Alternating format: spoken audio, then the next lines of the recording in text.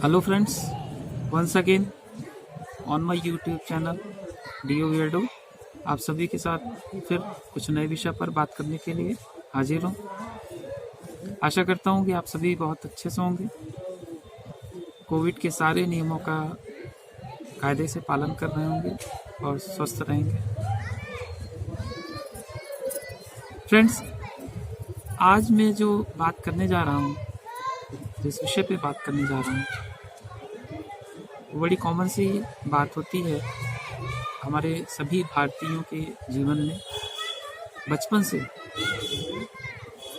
एक हमारे भीतर एक आदत डाली जाती है कि तकिए पे मत बैठो, झाड़ू को पैर से मत छुओ, बर्तन को पैर से मत छुओ। जब हम बच्चे होते हैं तो हमें ये बातें फालतू की और बेकार की लगती हैं,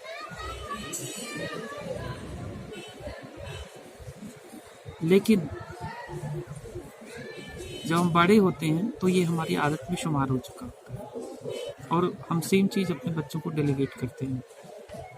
हमारी भारतीय समाज में ऐसा क्यों है कि पेड़ को की टहनी शाम सूरज ढलने के बाद मत तोड़ो, कोई फूल मत तोड़ो, किसी पेड़ को डिस्टर्ब मत करो, झाड़ू को पैर से मत छुओ, थाली को पैर से मत छुओ, तकिए पे बैठो मत चढ़कर। ये सारी चीज़ें, कई और भी चीज़ें होंगी जो कि आप याद कर रहे होंगे इस समय जिस समय मैं आपसे बात कर रहा हूँ। लेकिन इन सब चीज़ों के पीछे एक समृद्ध समाज जो कि जिसका आधार जो है वो आध्यात्मिक रहा है। मैंने आध्यात्मिक शब्द यूज़ किया है, धार्मिक नहीं। उसका कारण है कि इररिस्पेक्टिव टू एनी रिलीजन, हमारे भारतीय समाज में ये चीज़ एक सोच या एक आदत बच्चों में शुरू से डाली जाती है। किसी को पैर से नहीं मारना कभी, ये सारी चीज़ें होंगी। आप बहुत सी चीज़ें अभी याद कर रहे होंगे कि हाँ, ऐसे आपकी दादी कहती थी, ऐसे मम्मी कहती थी। तो इन सब सारी जो आदतों के पीछे या छोटी छोटी बातों के पीछे कारण क्या था? कारण उसका बहुत ही सामान्य था कि भारतीय सभ्यता वो शरीरगत भावना के हिसाब से नहीं चलती। इसीलिए मैंने आध्यात्मिक शब्द यूज किया कि अध्यात्म में चेतना शब्द का बड़ा महत्व है और हम चेतना के स्तर पर ही सभी आध्यात्मिक जो क्रियाकलाप होते हैं वो होता है। शरीर को उतना ज़्यादा प्रायोरिटी नहीं दी जाती।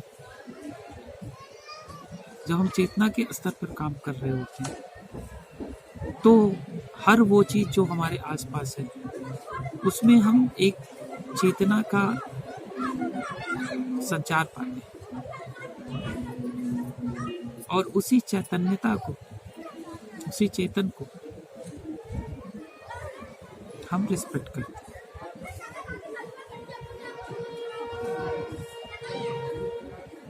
अब आप ये खुद ही समझ सकते हैं कि जो जीवित चीज़ों जिन्हें हम समझते हैं, जिसमें कि लाइफ है, उनके अलावा भी जिन चीज़ों को हम यूजलेस या कह सकते हैं कि उनसे काम तो लेते हैं लेकिन उनकी उस तरह से हम रेस्पेक्ट नहीं करते हैं कि जैसे कि कोई लिविंग बींग्स होता है, उनमें भी हमारे भारतीय समाज में चेतना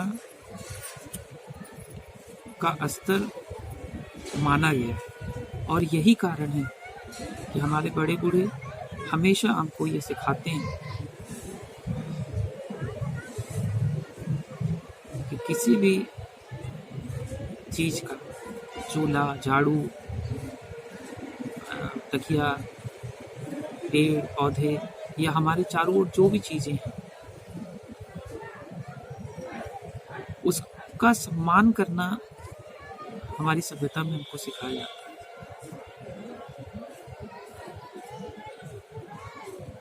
एक ग्रेटिट्यूड की भावना हमारे में डाली जाती है। तो भारतीय समाज में ये बहुत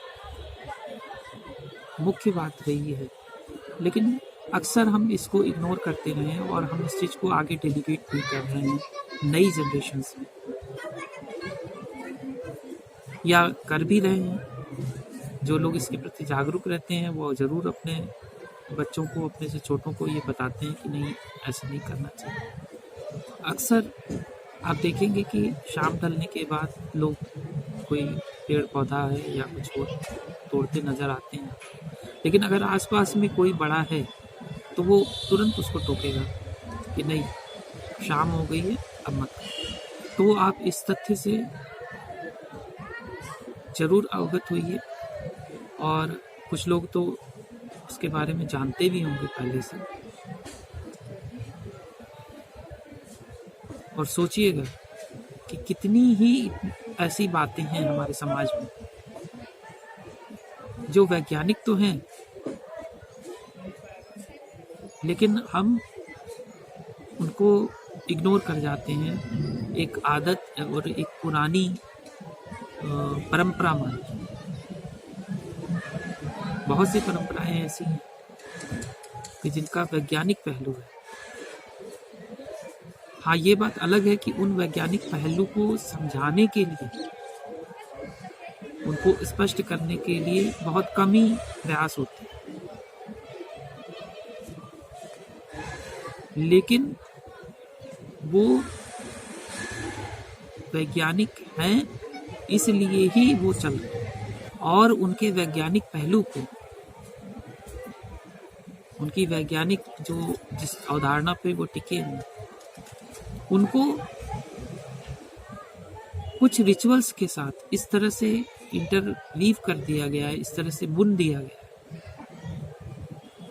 कि वो उसको, आप उसको परंपरा मानते हैं, लेकिन वो परंपराएं ऐवी नहीं आ गई। वो परंपराएं डाल दी गई हैं कि आप एक आदत के तहत अगर कोई काम करते हो तब वो आप पर एक बोझ नहीं रहे। लेकिन अगर आप कोई चीज़ आपको कही जाए कि नहीं, ये स्पेसिफिक ये चीज़ें करनी है, आपको एक टाइम टेबल बना के दिया जाए, तो वो आपके लिए कभी आप उसको भूल भी सकते हैं।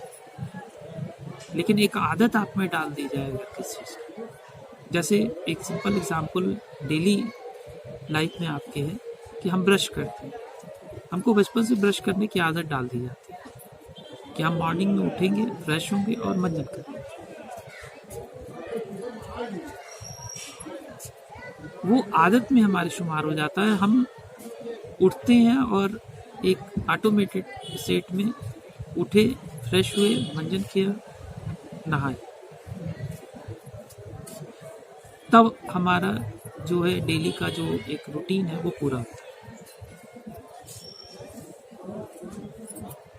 तो इसी तरह से ये जो